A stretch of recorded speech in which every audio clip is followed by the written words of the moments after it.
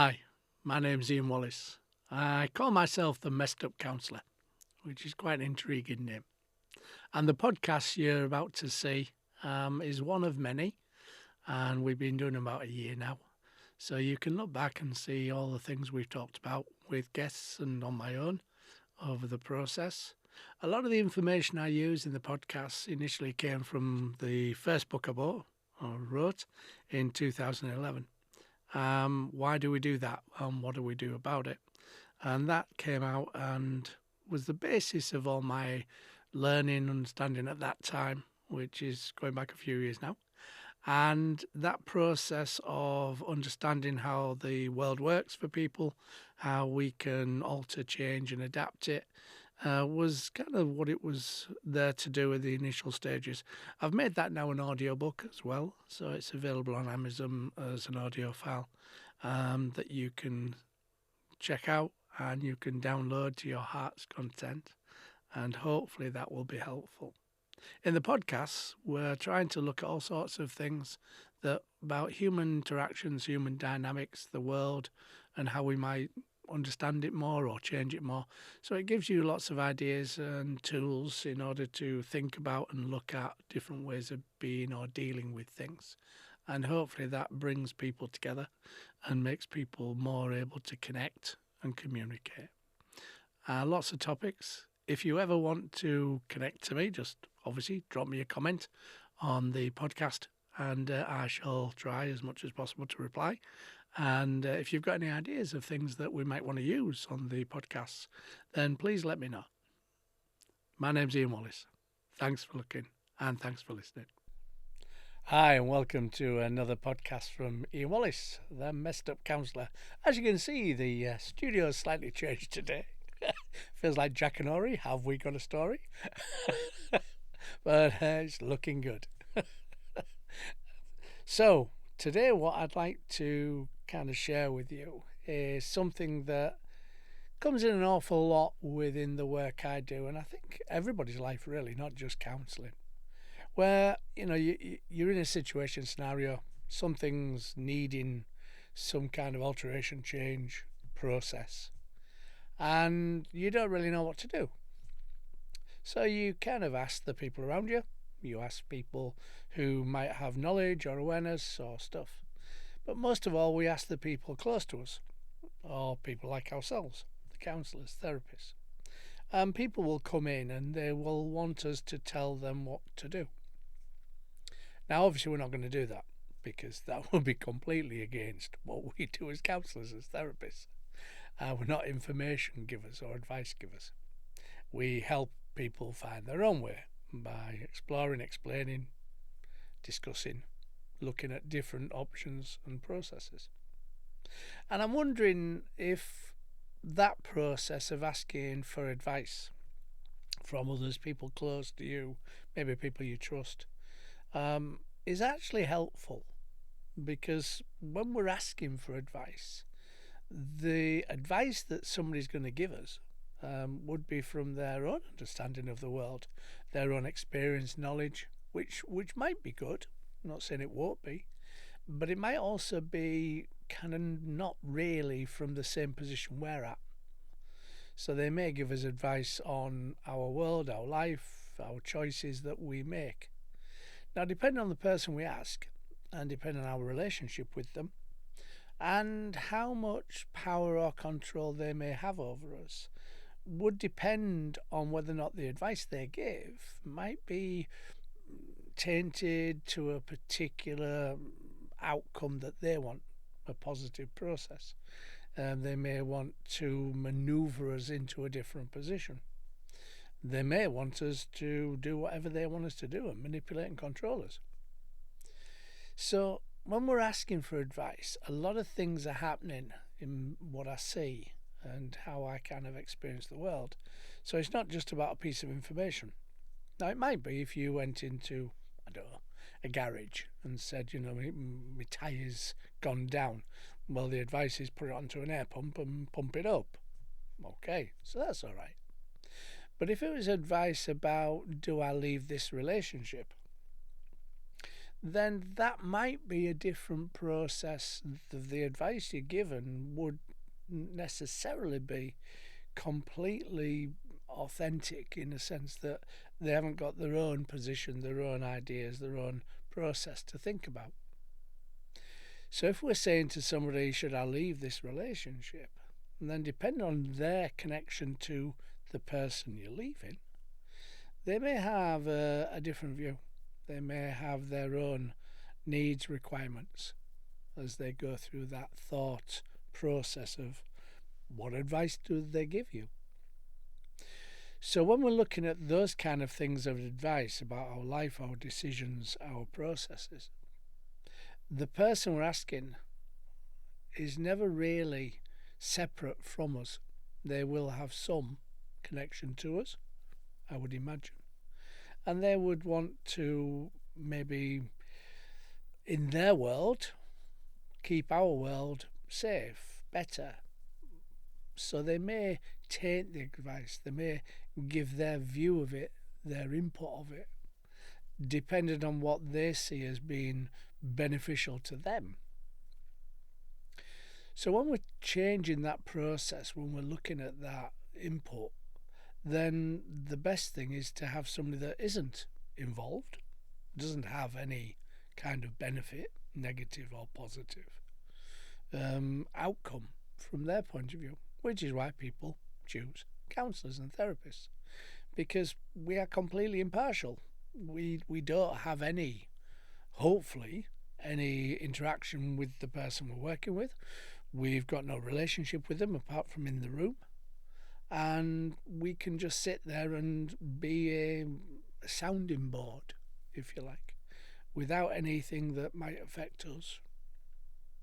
So when you're looking at that advice, when you're looking at what we can get from it, you have to think, what is it in the other party's interests for the advice they're going to give us? How does it affect their world, their life, their understanding? And choose to just think about, okay, is this the best advice for me, not for anybody else?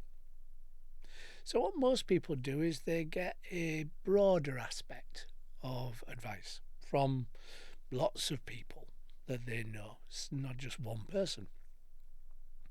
And that process helps them to kind of balance that advice. So, depending on what people say, we can come out with some kind of balanced understanding.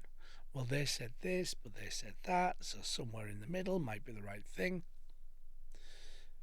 But then what we do is, by asking for that advice, we offset our responsibility on the actions, the decisions we make from that advice. And that's why in the counselling room, we kind of don't go into that process of offering advice, because whatever we do could, not always, but could be brought back to us and say, well, you told me to, and this is what happened, so it's your fault. So by staying that impartial voice, that impartial person, we kind of keep away from that. Now, obviously, if there's health and safety involved, then we might give advice that go and talk to the police, go and talk to your GP, go and talk to Samaritans. We may give them opportunities to connect to other more suitable processes in order to get the advice that helps them stay safe, for example. But the advice that they're asking for is usually, well, what do I do if? What do I do when? And we sit in that chair, which is sometimes uncomfortable. It is, that we would like to help them. We would like to show them how something may work better. But we have to sit on that. We have to not engage with that process. We have to respond it back to the client. Now, for a lot of clients, that can be very frustrating. I keep asking you this, why am I paying you? Why am I coming here? You're the person who should know. All these kind of statements are kind of levelled at us, really. But if we did go into that process of giving advice, then we would no longer be impartial. We would take that advice from our own frame of reference, which means that anything that we'd encountered of a similar situation, we would use to give the advice from. That knowledge, that awareness, we would use to give that input from. And that might be beneficial, it might be, but it probably wouldn't be. And as I've said, the not taking responsibility for your own life and your own decisions, your own choices, means that you can always level it back at somebody else being the reason why it went wrong. And that can be really, really painful for relationships around you when you ask for that advice. Because just imagine, you would ask for, should I leave that person, for example? And your friend, your relationship partner, whoever, gives you the impression, yes, you should. Based on their understanding of the world, obviously. Then you do, and it goes wrong. Then the person that gave you that advice will be the target of your frustration or your anger or your negative emotions and feelings. And that may then affect that relationship with the person who gave you the advice. So it kind of snowballs, it kind of mushrooms, it grows. And the more people who give you the advice, the more people you could upset by either not following the advice, because why didn't you do what I said? Why bother asking me if you aren't going to do it? Those kind of things can be levelled at you, which could upset that relationship. Or if you do what they said, as I've said, and it goes wrong, then you will probably level those things at that person. You'd probably say, well, why did you do that? What was that about? Why did you tell me to do that when it completely went wrong? And so said this and you've said that. It gets into a whole range of possible problems. So when you're looking for these ideas of what should I do, then if it's an impartial person, somebody that isn't involved in your life, then that's the best place to go. That is the best idea, because that will be something that hasn't got any axe to grind, hasn't got any push in the relationship process, and doesn't necessarily move that around. Because if you don't take your own responsibility on your choices and your decisions, then you will never be truly happy with them. By taking responsibility for our decisions, our life changes, challenges, at least if it goes wrong, there's only yourself that will take that hit. So it won't affect the relationships around you. I mean, they may even be more sympathetic, they may be more empathic to you. They might kind of rally round and help you if it goes wrong. But if you put that responsibility back on that other person, then likely as not, there will be some negative fallout, because nothing is totally understandable or controllable.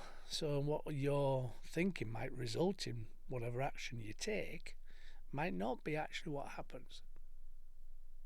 So as we're moving through this process of life, which is massively challenging for most people, and sometimes things mount up, sometimes the pressure becomes unbearable, sometimes rabbit in the headlights, I've no idea what to do, I've no idea what I can do with this process, happens for all of us, really. And that rabbit in the headlights, that stuck piece that people sometimes come to us as counsellors and therapists to look at, is not helpful, because it doesn't allow you the time, the energy, the thought process sometimes to be more logical. Because most of the decisions initially that we take are subconscious and they're emotionally driven. We react with our emotions. We do not react with logical, considered thought. We don't think. We just do, basically. So as we're moving through this process of life, taking your own responsibility for your own choices, your decisions, is a good thing. Because whether it goes right or it goes wrong as a consequence of what you've decided, it will be yours fully. And then the only person who you can level the responsibility at is yourself. It won't harm your other relationships necessarily. They may not like the decision you made, they may not agree with the decision you made, but they're more able to cope with it and moving forward, then most relationships can weather that storm. If people truly want to be in a relationship with you and truly respect and value you, then they will understand that you made that choice and decision for all sorts of reasons, but it was yours. So if somebody says to you, should I leave this person or not? Try not to give your opinion. Try as much as possible to give them an opportunity to make their own choice and find somebody that would help them that's completely impartial, completely not connected to that person in order to help them make that choice and that decision. I see the fallout of this process in family work that I do, and different elements of that family relationship are affected by all sorts of things. A lot of the time, it's around grief when somebody dies, because the family have to make choices and decisions about what we do, how we do it, where do we do it, a whole range of stuff.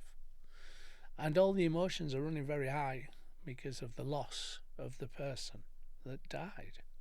So quite naturally, people aren't necessarily fully engaging with logical thoughts and ideas. A lot of it is emotionally driven, obviously, as you can imagine. And all those choices and decisions that's made, if it's made by one person, even in the best intentions, even for the right reasons, right motivation, it won't necessarily be easy to cope with the aftershocks. And when we're doing that process of grieving loss, then lots of things come to play, lots of things get in the way. And understandably, people are not necessarily the most kind of logical thought process. And the decisions that one person makes have major, sometimes, ramifications for the whole relationship of the family, the system as we call it. And each person within the system that's affected by that choice and decision, it's really hard to bring that together to make a uniform voice, because naturally everybody's got their own ideas of what should or should not happen. And so when we see those things in family work, that sometimes break the family up, sometimes it can't be repaired, and sometimes goes on for years, that kind of idea that you did something that hurt me or upset me because you didn't give me a choice or didn't give me any process of having a choice. Those waves of discomfort, those waves of emotional issues that people go through, sometimes can't be repaired, sometimes without any fault of anybody really. It's just a decision that was made that didn't have the discussion and the joined up process that made that decision one that everybody had input to. So when you're looking at this process, if the decision you're making is affecting others, then you have to think about how that might be, how that might be experienced by the other people around you. And not that it has to inform your choice or change your choice. Obviously, that's your choice. But try to have an element of inquiry, an element of being inquisitive. Sharing, talking is a good thing, obviously. But if the choice and decision is about your world, your life, then it should be yours. Don't give it to anybody else, because it usually doesn't go well. Hopefully, that's been interesting and you've taken something from it.